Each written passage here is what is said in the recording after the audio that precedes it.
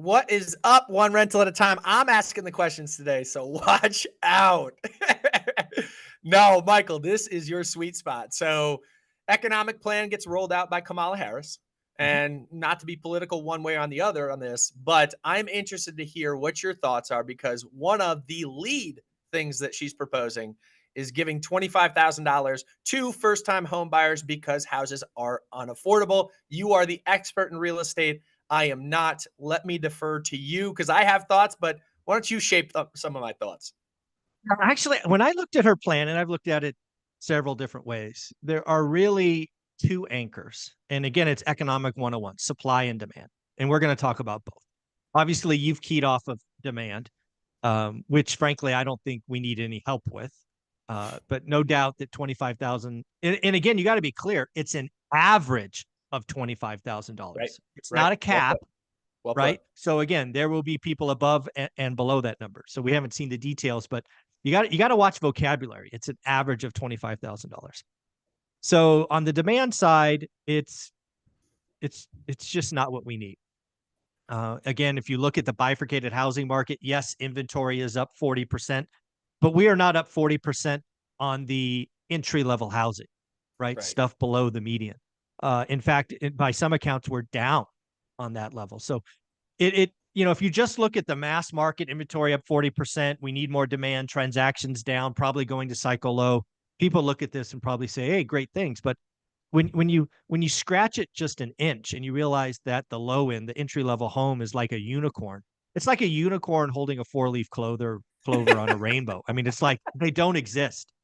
And to just unleash demand at that is it's going to lead to bad habits. And again, in California, we had something called California Dream. Now I'm referring to California Dream 1.0. They've already rolled out 2.0. And basically what happened if you talk to agents and brokers is that unleashing of free money Yep.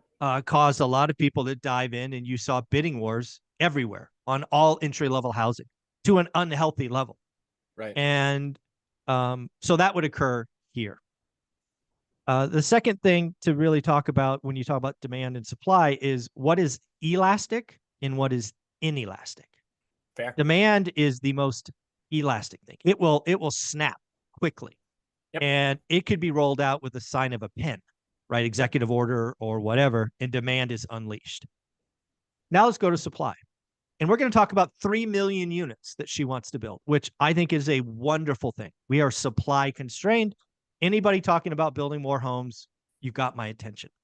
But let's just again do real math. She's talking about 3 million homes in 4 years, which again equates to 750,000 homes a year. I unfortunately need to remind people that during the pandemic, there was a moment in time where builders really ramped up production. And if people don't realize, a home is nothing more than a collection of commodities. And the greatest example that was reported on was lumber. Lumber went from 480 a board foot or whatever they call that to, I don't know, 1,000, 1,500. 1200. Yeah, it's just some stupid number, right? And oh, by the way, if you are actually paying attention to the lumber market like I am via the uneducated economist, lumber is at a cycle low. There are now mill curtailments. There are shortages already in the supply chain. So, and then the last thing on supply is builders today are building about, I don't know, let's call it 1,200,000 run rate homes. If you're going to suddenly add 750,000 homes, that's about 40 or 50% more homes. So if you're going to add 50% more homes into a supply chain that is already constrained at the raw material level, what the hell do you think happens? We Right. get the inflation that would come out of this would be ungodly. Right. So again, I think it's a feel good message. I do like some of the things that she talked about in her plan, like creating this $40 billion, I don't know, fund at the local level. I think all buildings should be at the local level, not even the state or certainly not the federal level. I think there's some goodness there. But if we're really going to talk about economics 101, this plan will ignite asset inflation and consumer inflation. I estimated that on the asset side, it would take home prices up 10 to 15% in 18 months. It's just math. And I think it could possibly reignite consumer inflation. Because again, the other thing you got to remember is not only lumber and windows and doors and all of that. Where are you going to get the labor Washers, from? dryers. Yeah. Yeah, Well, okay. Yeah. labor. You know, Yeah. we are short trades. We don't have electricians and plumbers and roofers and painters, and you're just going to have bidding wars for Yep. talent. Yep. Uh, so this could be, I mean, if it was rolled out, and again, you got to get through Congress and all those things, but if it was rolled out, we would have inflation 2.0, and we may have to Paul Volcker this thing to break it. So I hope it doesn't go through.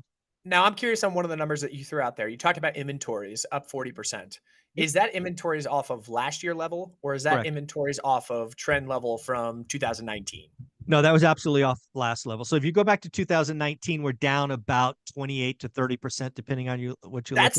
That's the natural market that's not manipulated by Correct. helicopter money out of the Fed, right? So we're Yeah. down 28 to 30% on Yeah. inventory on trend pre-pandemic. They're down, it's positive 40% after a absolute Record low. run on houses, right? Right. So Yeah. yeah, they're up, but they're up modestly from last year, and relative to pre-pandemic, they're down significantly. So we're inventory constrained, no doubt about it. No doubt about it. Well, let me give you one of the most interesting numbers I've uncovered in the last 7 days. So my team in Fresno, California, obviously it's my home market.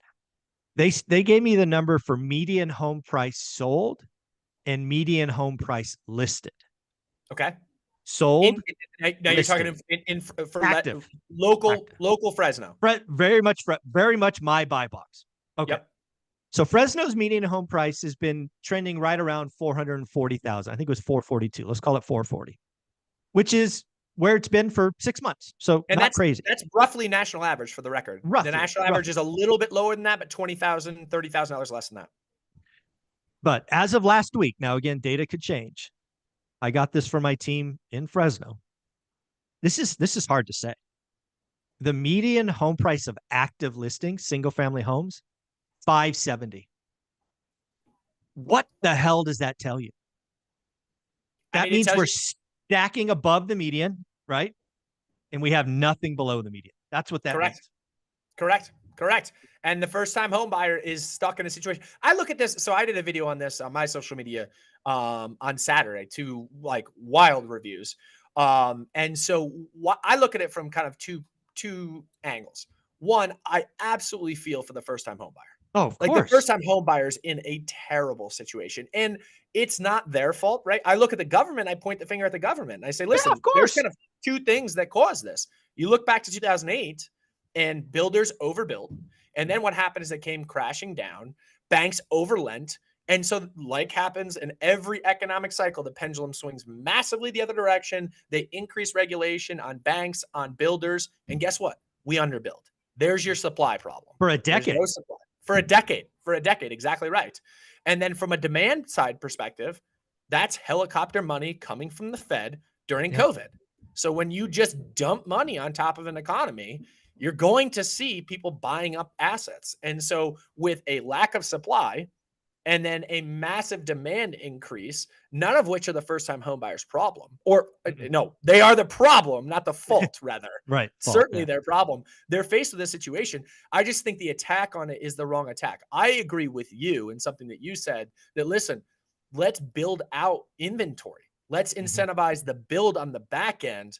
And therefore, there will be opportunities for people to deploy money at reasonable levels that wasn't necessarily handed to them, because I think that creates a lot of bad habits. But let's think about the better end of this, which is the supply side, not the demand side. Yeah, and something I've been saying for a while, you can't fix the broken housing market quickly. I mean, the unfortunate answer is this is probably 3 to 5 years in the making. You have to incent, and again, part of her plan, again, I give her credit where credit's due. Part of her plan was to incent builders to build affordable homes. That's awesome. Those are the right things. But it's not something that snaps. It's years in the making. But there are some things in that the supply side I am a fan of, but I just want people to realize that if we don't take care of the supply chain, lumber, windows, doors, refrigerators, labor, you're going to get inflation 2.0. I just got going to take more a thought. couple FU prices. I need a deck that's redone at my house. And people came over and they started throwing numbers. And granted, they were talking to a very uneducated person on Mm, what it should cost. So right. the first guy comes over, throws a number, and I'm like, okay, this seems high to me, but I don't know. Let me get Mm, a couple others. I got two others that were right in line with his. And then I mm, got someone that a buddy had referred. He's like, dude, this guy, I don't know. He's cheaper than everybody else. He did good work at my house. He came in at 50%. So I got three mm. FU numbers and then one guy that's like, hey, I want the work. I'll Right. do it. And so that's the reality of it. But had he not been there, I'd be paying double what I need to pay to redo my deck, which redoing a Mm. decking doesn't take skilled labor. Pull up No. the boards. It's only the top. It's not the undercarriage. Pull up the Yeah. boards, put new ones down. That's it.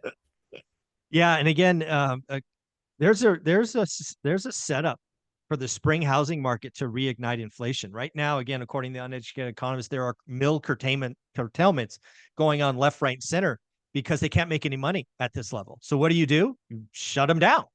You Yep. send people home. Yep. There are already dude. There are shortages happening in the lumber market. This is kindling. And if you unleash some super demand generating thing, oh, I can only imagine what happens. Yeah, instead, let's focus our policy on, hey, how do we keep those people producing by maybe a constant drip of new houses getting Yeah. built, and that's the other side of it. And it, Yeah. and honestly, the problem there is, as I see it, is that's harder policy to Of course it creatively is. come up with and put to work. Otherwise, writing a check and putting the printer press on and saying, here you go, Er, that's easy. And you know what that also does? And this is maybe political, but that's also the first time home buyer going like, hey, I'm going to get 25, 30 grand, 15 yeah. grand. I And know just who like, I'm voting for. Yeah, I'm up exactly. for that. Yeah. Yeah, 4 years ago it was student loans. Now it's, first time. I mean, it's certainly feels like buying votes to me, but it's I think at the end of the day, there are some things to like about the plan and some things not to like. In reality, this would have to go through Congress, at worst, be negotiated and come out the other side. I certainly hope it focuses on supply versus free money. We already know what happens with helicopter money. I don't know why we don't learn our lessons, but wow, wow. Yeah. Taylor, where Totally can agree. people find you? Yeah. Find us at LifeGoal Investments is our handle. We're on both Instagram and TikTok, daily videos. There you go, buddy. Thanks again. Thank you.